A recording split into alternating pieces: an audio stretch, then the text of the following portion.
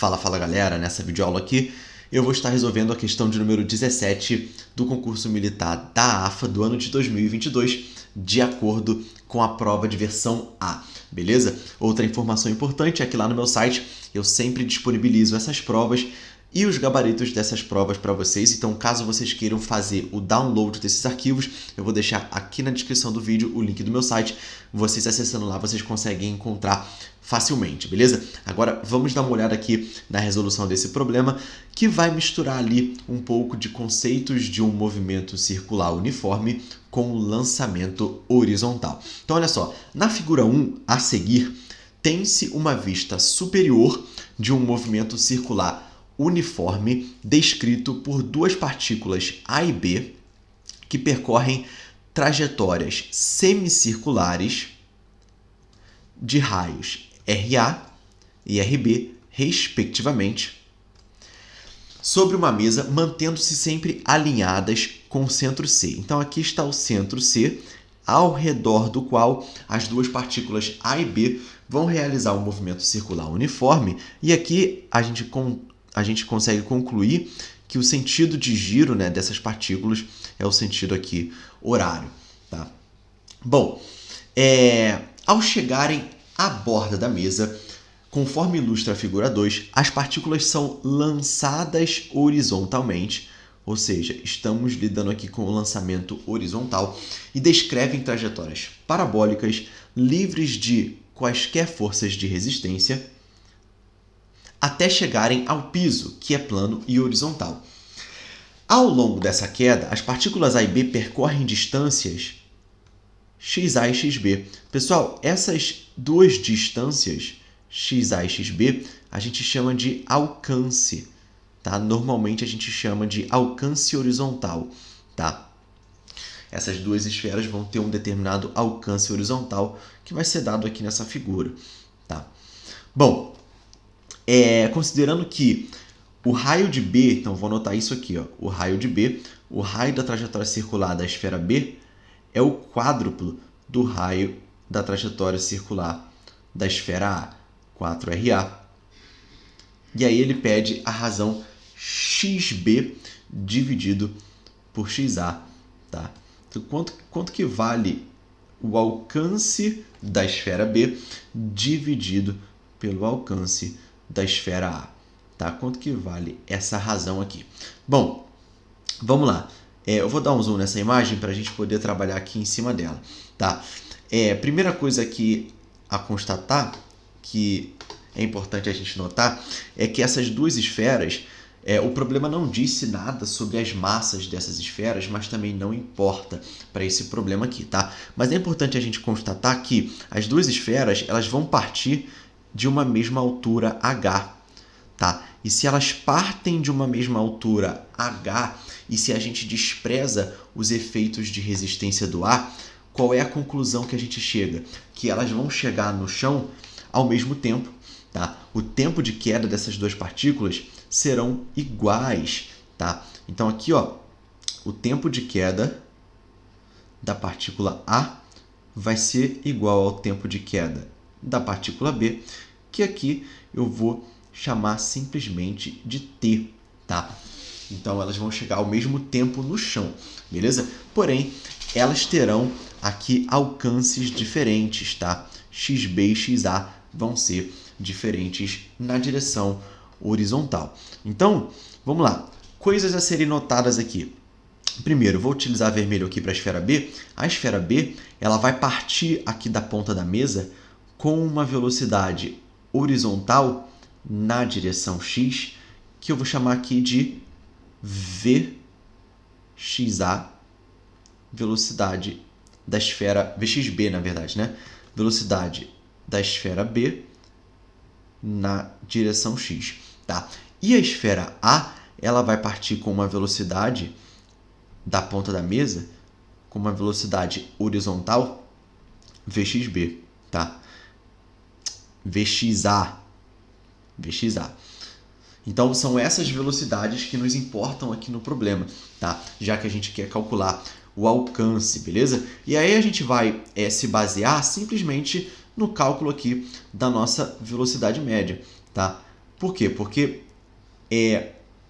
outra coisa que também é importante chamar a atenção é que essas velocidades Vxb e Vxa são constantes, tá?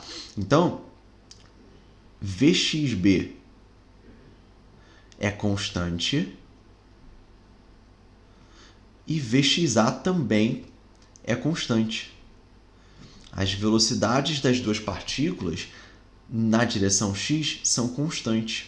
Então, isso significa que na direção x, as partículas vão realizar um movimento retilíneo e uniforme. Tá? E se elas vão realizar um movimento retilíneo e uniforme, o que eu posso utilizar aqui para calcular o alcance, né? O alcance dessas duas partículas?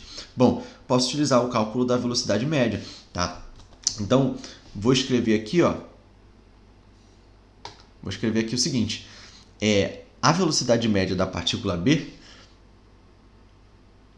ou seja, a velocidade desenvolvida pela partícula B na direção x, vai ser o alcance dela na direção x, que é justamente xb, dividido pelo tempo de queda, que é t. Tá? E para a esfera A, e aí no caso, o que eu posso fazer? Já posso isolar aqui, né, xb. Então, olha só, xb vai ser Vxb vezes t. E aqui para a partícula A, a velocidade da partícula A na direção x vai ser o alcance da partícula A, ou seja, xa, dividido por t pelo tempo de queda. Tá? Bom, quem vai ser xa? Xa vai ser a velocidade da partícula A na direção x vezes o seu tempo de queda. Tá? Então, a partir disso, a gente pode escrever a razão xb dividido por xa. Tá? Então, olha só. Quem vai ser xb dividido por xa? Vou escrever aqui, xb dividido por xa vai ser, bom, Vxb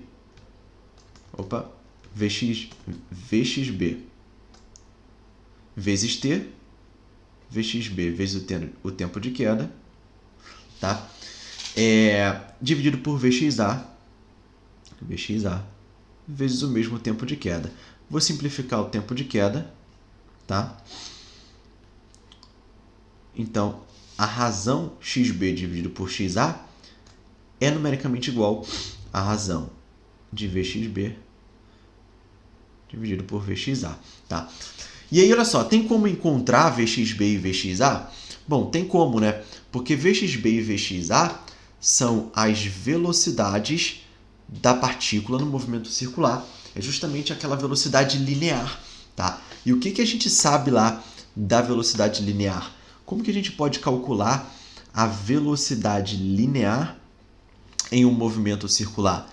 Bom, a velocidade linear da partícula A, ou seja, Vxa, vai ser a velocidade angular da partícula A vezes o raio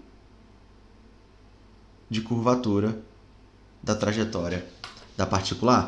O famoso V é igual a ômega-r, então Vxa é ômega vezes RA. Tá? Lembrando novamente que essa velocidade de lançamento horizontal é justamente essa velocidade linear. Tá? E da mesma forma, para Vxb vai ser ômega-b, a velocidade angular da partícula B, vezes o raio dessa partícula, né? O raio de curvatura dessa trajetória. Tá? Bom, o que a gente pode pensar aqui? Essas duas partículas, elas possuem o mesmo ômega. Tá? Por que elas possuem o mesmo ômega? Porque elas partem aqui ao mesmo tempo. Então, se elas partem aqui no mesmo instante de tempo dessa borda da mesa, elas possuem a mesma velocidade angular. Então, aqui, ômega A é igual a ômega B. Beleza? Isso aqui vai ser importante, por quê? Porque eu vou substituir Vxa e Vxb lá naquela minha outra expressão. Então, olha só, quem é Vxb? Bom, Vxb, ó, não, já está aqui, ó. Vxb é ômega b vezes o raio da trajetória b. Então, vai ficar ômega b vezes o raio da trajetória b. E quem é Vxa? É ômega a vezes o raio da trajetória a. Como as duas partículas possuem o mesmo ômega, então a gente simplifica. E aí a gente tem o seguinte, que a razão xb sobre xa vai ser o raio da trajetória b dividido pelo raio da trajetória a. Bom, e aí vamos lembrar lá daquela relação que o problema nos deu lá no início, tá? Qual é a razão entre RB e RA? RB é 4RA. Então, se RB é 4RA, vou substituir. Tá? Vai ficar no numerador 4 vezes RA dividido por RA. Tá? Isso nos dá 4. E o que é 4 mesmo? A razão XB sobre XA, que é justamente isso que a gente precisava calcular. Era justamente isso que o problema estava nos perguntando. Tá?